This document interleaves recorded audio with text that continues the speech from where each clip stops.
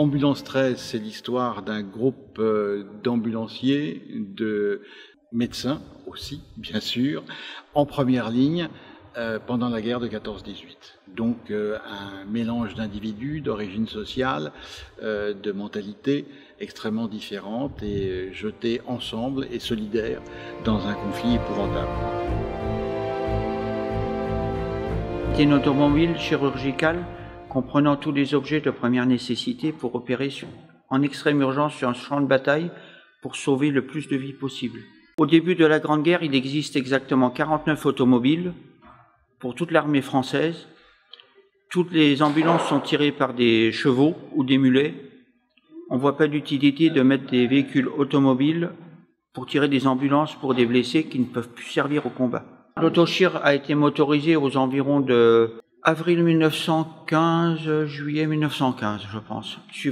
Il fallait aussi adapter les moteurs et les véhicules, parce que c'était pas les mêmes véhicules qu'il y avait dans le civil que ceux qu'il y avait dans l'armée.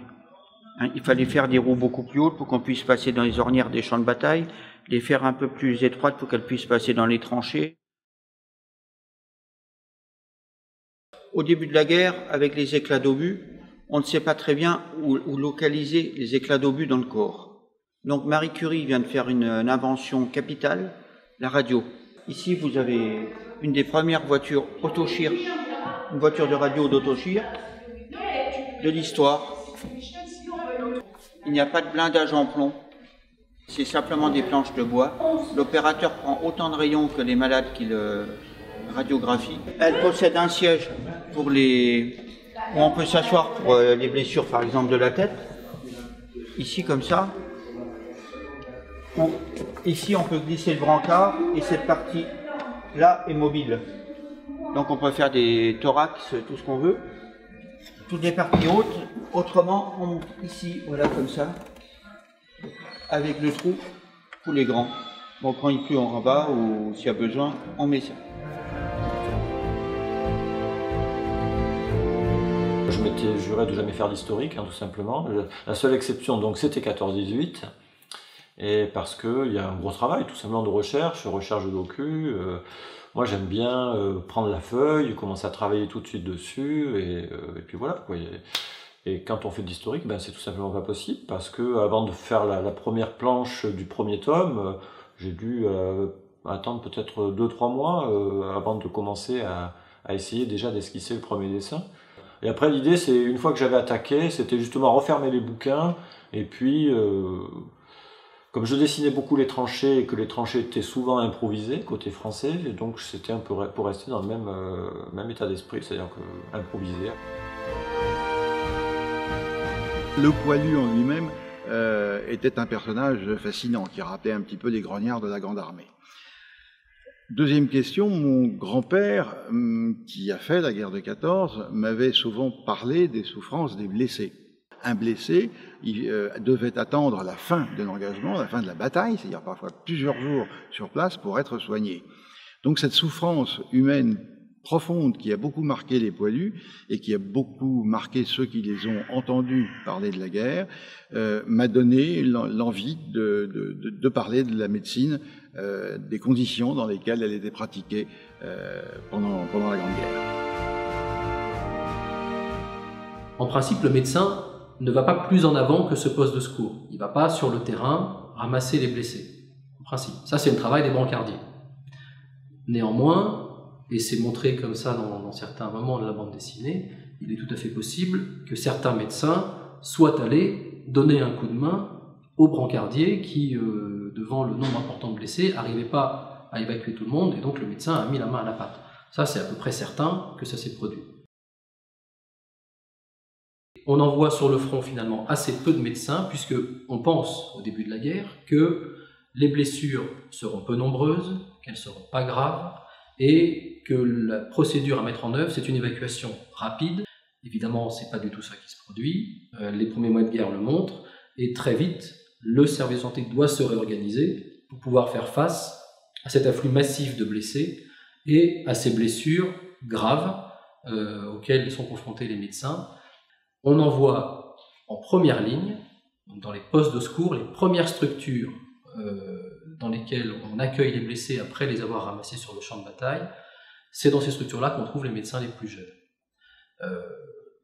Des étudiants en médecine qui n'ont pas terminé leurs études ou des jeunes médecins diplômés qui ont souvent des grades qui correspondent au bas de l'échelle des officiers, donc des grades de sous-lieutenant ou de lieutenant. C'est le cas du sous-lieutenant Bouteloup, qui est donc un jeune interne, il n'a pas terminé ses études, et il est affecté dans cette structure sanitaire au front, dans laquelle il voit arriver dès ses premiers instants sur le front, il est confronté tout de suite à la réalité de la mission qui va être la sienne, à savoir celle de soigner des blessés et de les mettre en condition pour organiser leur évacuation vers l'arrière ensuite.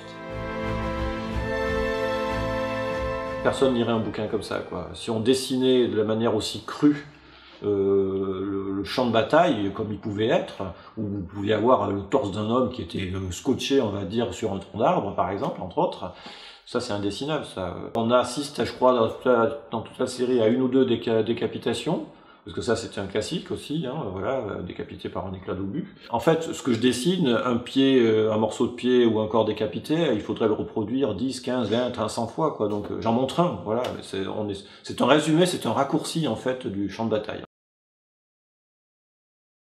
J'aime bien dessiner les visages très proches les uns des autres, avec des regards parfois un peu en coin comme ça, où on regarde sans regarder, et puis essayer de faire passer des émotions, oui.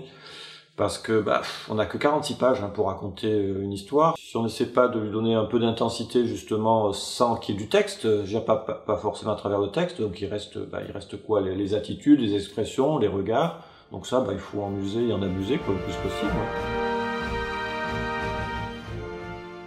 Alors nous avons reçu une aide extrêmement efficace du service de santé des armées. Quand je dis nous, c'est le dessinateur et moi-même scénariste, parce que, bien entendu, on ne peut pas tout connaître, même si on a une passion pour l'histoire et si on dispose d'une documentation assez étoffée sur le sujet, on est toujours à la portée de petites bêtises de détails. Or, vous savez que les lecteurs sont très vétilleux et qu'ils relèvent aisément ce genre de cuir.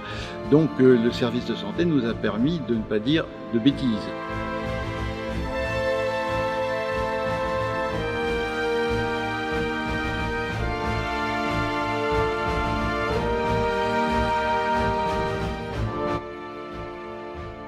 C'est un reflet le plus fidèle possible de ce qu'a été véritablement ce conflit. J'ai dû être un poilu dans une vie antérieure, je pense que c'est ça. Si on est encore là aujourd'hui, c'est grâce à ceux qui ont survécu. C'est peut-être dur à dire, mais c'est pas forcément grâce à ceux qui sont morts. Ceux qui ont survécu sont parfois devenus nos grands-pères, on peut faire des enfants. Ça permet de valoriser le service de santé qui a énormément donné pendant le conflit, puisque en termes de pertes humaines, le service de santé est celui qui a le plus perdu d'hommes après l'infanterie.